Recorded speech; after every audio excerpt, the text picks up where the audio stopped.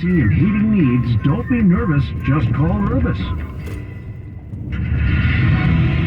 KCBS News Time, 7:58. Let's head back to your local Honda dealer's traffic center for an update on the roads this morning from Kim. Yeah, a lot of heavy traffic northbound 85 West Valley Freeway through San Jose. A crash still clearing up by Almaden Expressway has traffic backed up almost to Snell or past Blossom Hill.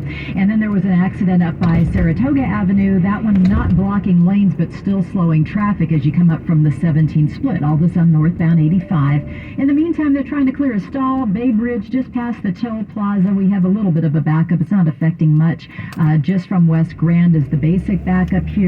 Starting to see some stop-and-go traffic on the northbound Nimitz Freeway, and this is coming up from the Coliseum as you make your way into the Fruitvale area. We may have a stall or a hit-and-run crash being reported here near 5th.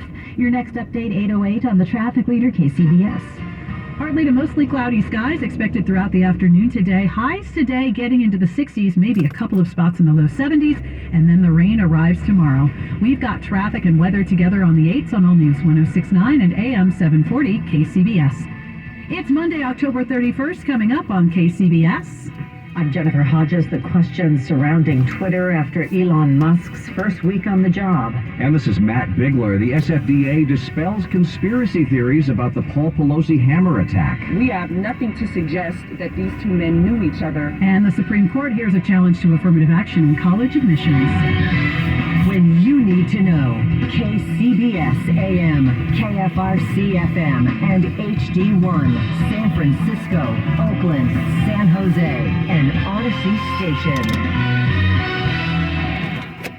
It's 8 o'clock. This is CBS News.